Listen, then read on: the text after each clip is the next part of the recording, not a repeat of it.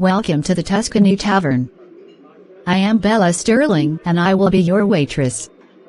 What would you like to order? Actually, I wish to speak to your manager. I have an important matter to discuss. So that's what she told me, Sandy. You think Dave Owen will indeed commit another criminal act against us? He clearly wasn't that bright, was he? Is Whitney still there? Yes, she is eating a meal now. Tell her to wait there. I will come see her myself. Whitney, have you come out to your parents and your grandfather about becoming atheist? Not yet. I did move out of my parents' home last week, but I have not yet found a new place. I was hoping I could work here, but I was told I'd have better luck in a big city like Dallas or Houston. Can you type on a computer? What is your typing speed? I haven't measured it. Why? My law office could use a secretary to handle the task of composing documents and basic data entry. I normally do that work myself, but that is tedious. If you did it for me, it would free me to do other things. Sure, I'd be happy to give it a try. And thank you. So this is where you work? Yes. This law firm was created as an agency of the ACLU and I specialize in LGBT rights. We serve over a dozen towns in addition to the one I live in. This is actually quite easy work. And I will be paid $20 an hour for it. No wonder lawyers are so expensive. Whitney, I am going to pay a visit to someone. And you are welcome to accompany me there. Who are we seeing? Your grandfather. I was just informed that his release date will be 1 week from now. I'm going to confront him about his past behavior and warn him about causing trouble in the future. Would you like to see him one last time? You know, I really should get this over with. To finally face him and tell him what I think. Let's go. What are you doing here? I wasn't expecting you. I was told my granddaughter was here. She is here. But I have something to say to you first. I just got a restraining order against you. As a term of your parole, you are never to set foot in my hometown again. The local police will arrest you on sight if you ignore that order. Is that clear, Dave Owen? Crystal. Good. Now you may hear from your granddaughter. As a child, I looked up to you and I bragged to my peers in school about having you, my grandfather, as a man of God. But your burning down that church you once pastored was a total betrayal of everything you once taught me about respecting the law. Everyone I know, and everyone in that town you used to live in, despises you not only for what you did, but why you did it. You caused me to lose my faith in God, and for that, I hate you. To the end of my life, I never want to see you or anyone else in my family again. You are all a total disgrace. Well? Aren't you going to say anything? Throw out a Bible quote at me? Call me a traitor like Judas Iscariot? Tell me I'm heading for hell now? No. What's the point? I thought I could stand up to anyone else on matters of religion, but you're blaming me for your losing faith stabs me in the heart. I've heard enough. Tell Mrs. Smith I will honor her demand and avoid her town. Good. Now I am done with you. Welcome to the Tuscany Tavern. I am Bella Sterling and I will be your waitress. Thank you. I've never been here before, so I will keep it simple and order a small pepperoni pizza and a glass of water. Your order will be out in a few minutes. Who should I call for? My name is Vicky. Okay. Order for Vicky. 1 small pepperoni pizza and a water. Thank you. I'm over here, Bella. Excuse me, young lady. That pizza is mine. I am Vicky. What? But that's my name too. And I also ordered a pepperoni pizza. Whoops. So who should get the pizza? Bella, it's your fault for not asking the adult Vicky to state her full name. Give her that pizza now, because she is a paying customer. My daughter's pizza is on the house, so she can wait a little longer. Thank you for sharing your pizza with me, Mrs. Jones. No problem. And when your pizza comes out, I get half of it too, right? Sure, that seems fair.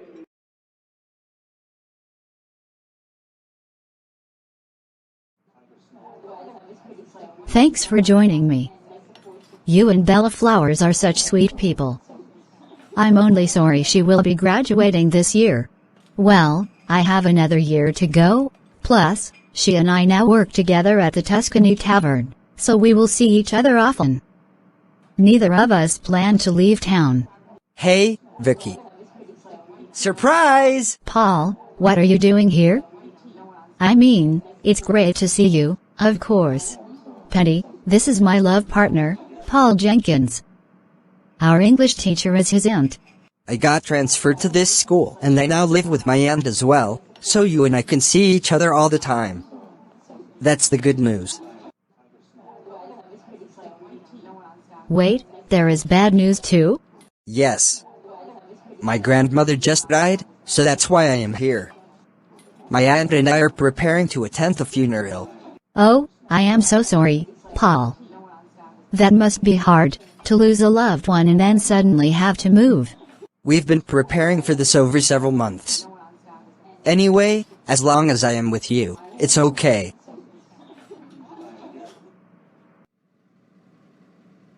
Paul, I don't know what the future holds for us, but I can tell you what I want right now. And I am hoping you want it too. What is it?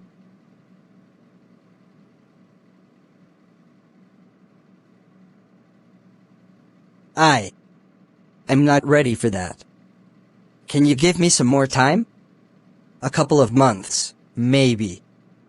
But the more I am with you, the more you seem to pull me out of my shell.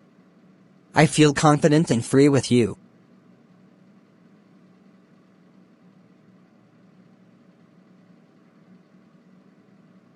Of course I can wait. My mother's taught me about patience and mutual consent when it comes to making love. They seem like wonderful people. If they help make you the way you are, then I owe them greatly. You are wonderful.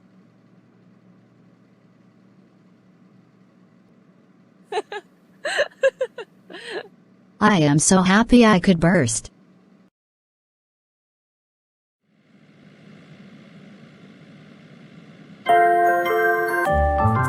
Can you please find something more interesting? Like a talk show or a news report? I'm so sick of lame pop music. Okay, it's your car.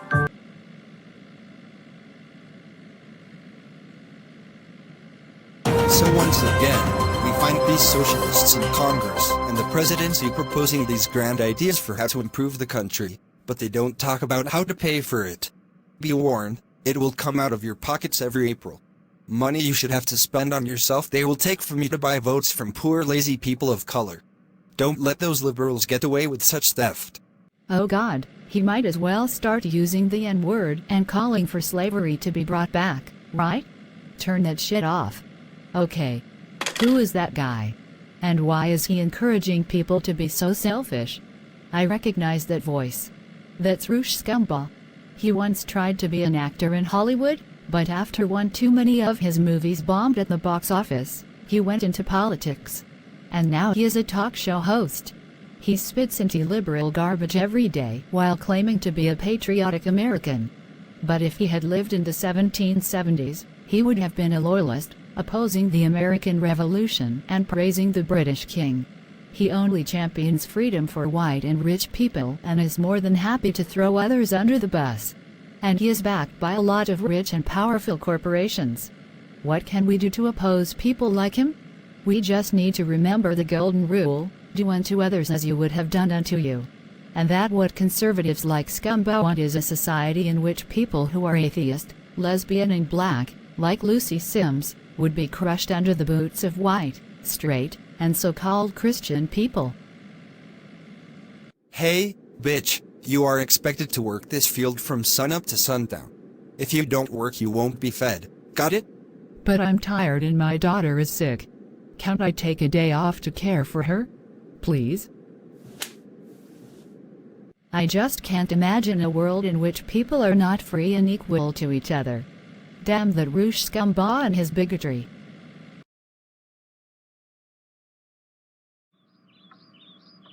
Mother Jessica, do you remember at my Aunt Debbie's wedding reception when Steve Miller gave me a check for $1 million? Yes, of course. That was an incredibly generous thing of him to do. Well, I invested most of that money in various companies and now our money has doubled. I have $2 million. Wow. Color me impressed. What will you do with most of that money now? Well, I and Debbie have decided to take a trip to Los Angeles. And we want to take as many of our friends as we can. So we will ask around and see who would be interested in going with us.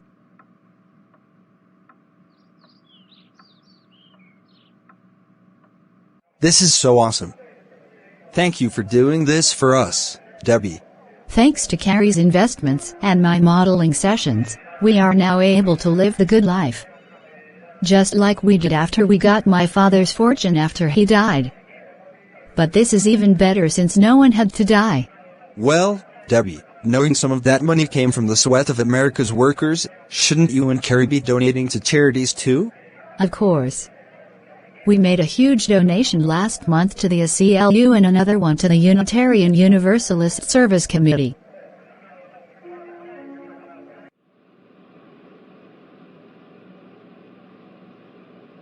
Does this feel like a honeymoon to you? It does. The honeymoon we couldn't afford. Eric, I hope you don't mind sharing a hotel room with me, considering we are strangers to each other. And Bella will be sharing a room with her former English teacher. That's even weirder. Hey, you take care of my nephew and I will take care of your wife. That seems a fair trade, no? I and your father were actually born in San Diego. Maybe if we have a chance, I will show you the house we grew up in. Who lives in it now? An elderly couple who were friends of your grandparents. I spoke to them last week and they would be happy to see us. Mrs. Smith, I have a question. What is it? Has James ever had a girlfriend before? No, he seems a bit too nerdy for the dating scene. Why?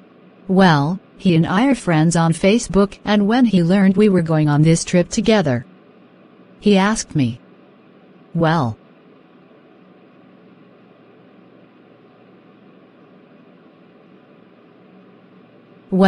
you were right to tell me about that. He is much too young to be hooking up with an older woman like you. You should refuse him and just tell him it's much too soon to do anything so intimate. I thought you would say that. I am fond of James, but I also value the professional relationship we have together. If you order me to cut him off completely, I will do it. You need not go that far, but you must make it clear to him that the relationship between you two should be platonic. At least until he is also an adult.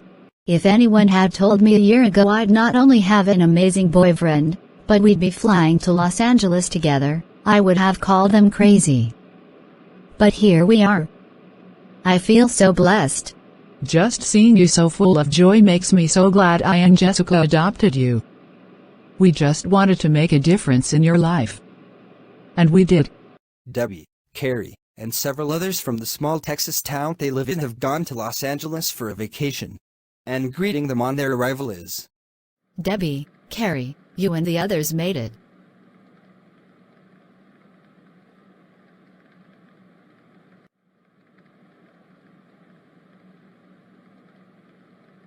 So how are things in your small town? Or do you still live there? Carrie and I have a small apartment in Dallas we pay rent on, but most of our time is still spent living with our mothers in the town. We bounce back and forth between those three residences. I got a letter from my father yesterday. He wants to reconnect with me after getting out of prison.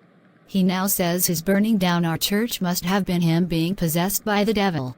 That sounds like he is not taking responsibility for what he did. I just ignore it. This is where you live now? This place is so beautiful. And you say it has 20 bedrooms and 10 bathrooms? Why so many? Most of the larger mansions in Los Angeles are like that.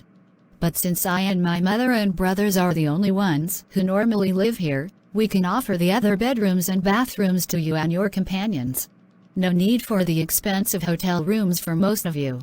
Thank you. I will go tell the others. Hello, Mrs. Miller, and welcome to my home. Thank you for having me, Miss Park, and... What are you doing here? I could ask you the same question. Miss Park invited me and others to stay here while we are on vacation. You seem to be the intruder. So you know each other? Mrs. Miller was sent by her studio to interview me regarding my upcoming movie, War Stories. It's really a documentary, but many scenes are dramatized with actors like myself. Victoria is my sister, though I'm sure she wishes that wasn't so. We were raised Jehovah's Witnesses, but she and the others in my family rejected me after I came out as lesbian and left the cult. Is that so? And why would someone whose religion makes her homophobic want to interview me? You must know I am also lesbian and in a relationship with Suzanne Hudson, the lead singer of the Hudson Family Band. I didn't come here to discuss your personal life, but to talk about your involvement in the movie. So this is my aunt that I've never seen before.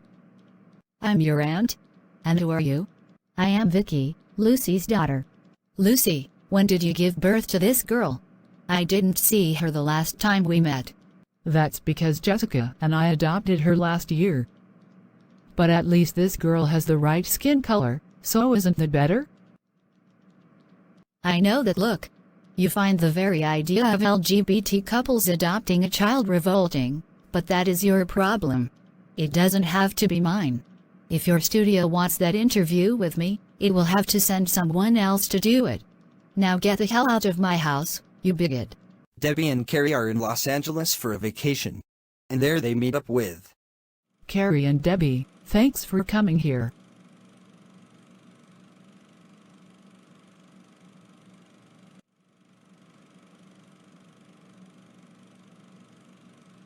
I can't believe a major studio is making a movie of your rock star days. And that you want me, your granddaughter, to play you in it. When I showed the producers of the movie some of the pics I had of you, and told them of you being the lead actress in the movie Trick or Threat, they agreed that you would be ideal to play me. The problem is that you will have to be made over to look much younger, like I was in my teens. Oh, and Debbie, there is a part for you in the movie too. You could play my best friend before I was a rock star. Her name was Jennifer. Sadly, she and I had a falling out after she accused me of letting fame go to my head, and we never reconciled after that. I will gladly do what I can to help, Grandmother Leslie. the next day, on the movie set. You seem to have a lot of confidence in these women. I hope that is not misplaced because one of them is your granddaughter. We shall see soon enough what they are capable of. Oh, look. Here I am. Does this look like what you expected, Grandmother? Yes, you look perfect.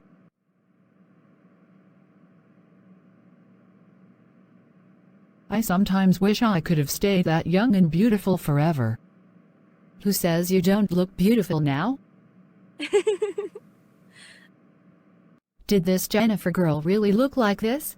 I don't get this style at all. Well, she had just seen Star Wars and wanted to style her hair like that of Princess Leia. But as a punk rock fan, she also dyed it green. I didn't really get it either. I'm just glad this is a wig. As soon as I'm done with my scenes with Carrie, the wig comes off. Carrie, in this scene you will be singing one of your early songs and you will meet your bandmates at this club. They will then help you get a record deal. I'm not nearly as good a singer as my grandmother was. No worries. We will dub the vocals from the song itself over your vocals in post-production. Mimi waka la misango. Ikika la milika. Carrie, the next scene is where you meet my first boyfriend, Charlie White. Hey, cutie. I saw you up on stage. I am the drummer of a local punk band, but we need a lead singer. I think you'd be perfect for the job. Maybe then we can get a record deal. Great. I accept. I am Elizabeth Lessie, but you can call me Lizzie. Hey, could I also join the band? I sing too. No, we just need one singer, and I've already heard what Elizabeth can do.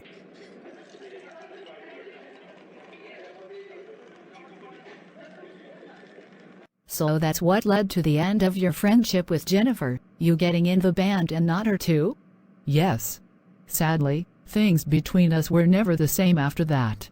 She was clearly jealous of you. You were better off without someone like that. Even if Debbie someday becomes a world-famous supermodel and a billionaire, I'd never resent her success. She and I are a team.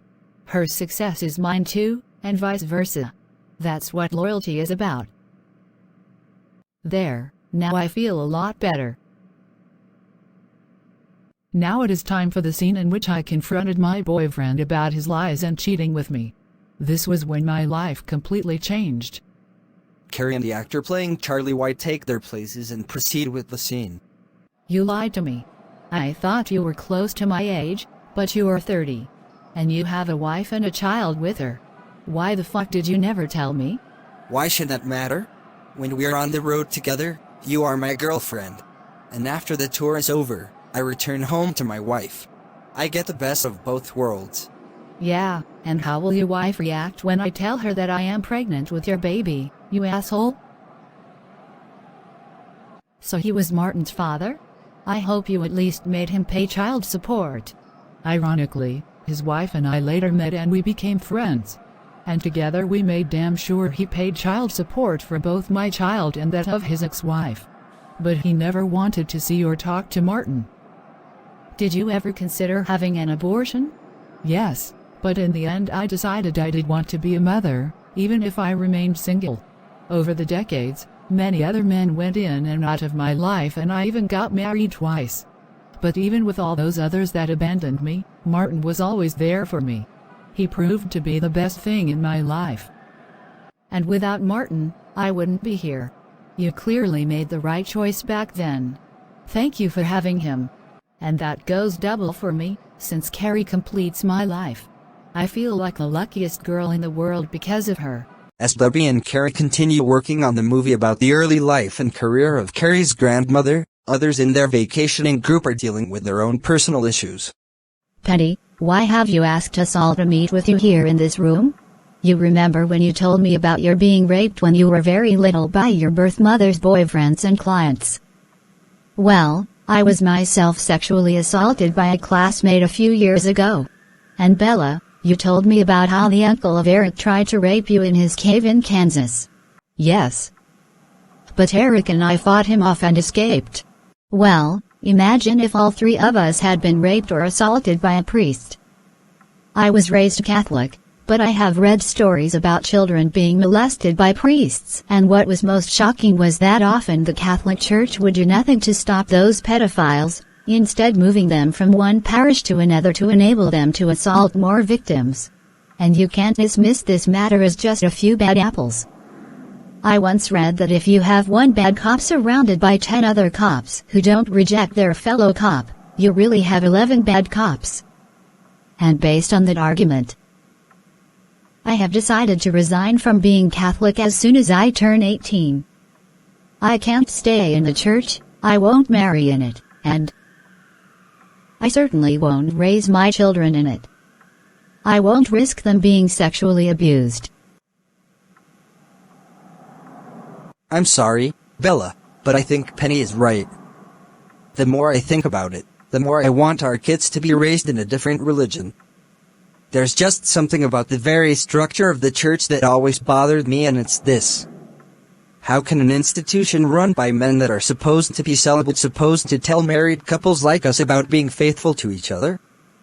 As an auto mechanic, I wouldn't listen to someone who has never even driven a car, let alone work to repair one. So you want us both to leave the church too? Yes, I think that would be best. Penny, I can't tell you what to believe, but I would be happy to invite all of you to attend my Unitarian Universalist church. We have clergy, but they aren't celibate. We allow you to think freely instead of telling you what to believe. And what are we supposed to tell our relatives who are also in the Catholic Church? Won't they be heartbroken over this? Penny, I was just outside and heard part of that conversation. Come, walk with me. All right, Uncle Wayne. Years ago, I would have found the very idea of anyone in the family quitting the Catholic Church to be unacceptable. The church was the center of our family's lives, and to a degree it still is. But then something happened to force my mind open. Like most others in our small town, I scorned Debbie Smith and Carrie Simpson, their mothers, for being atheists. But one day, Principal Hernandez gave me a report he had made them write for him about their political beliefs. A report that showed me those girls were way more thoughtful and caring than most other teens, even religious ones. It was clear to me that I had misjudged them. As a result of what I read, I came to respect them much more. Uncle Wayne, I have not become atheist. At least not yet. I just know I can't be Catholic anymore. I understand. Ultimately, that's between you and God. You have to live your own life. I'm just saying that I will love you no matter what. Thank you, Uncle.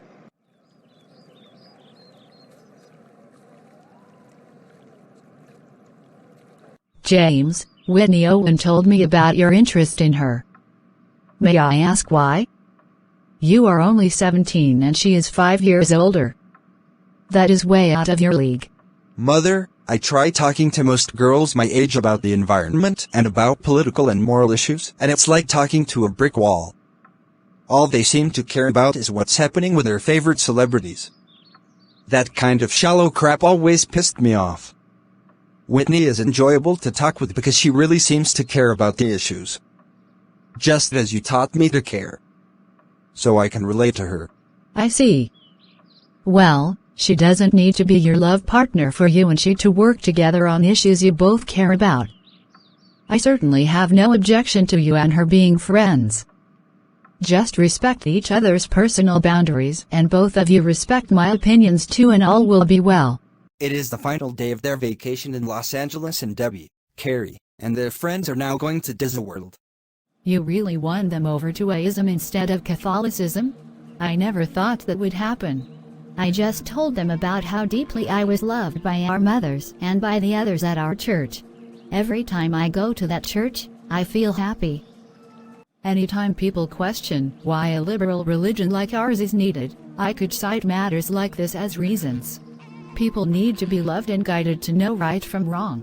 They don't need to be judged and manipulated by bigoted and greedy leaders. I just wish everyone really knew the difference.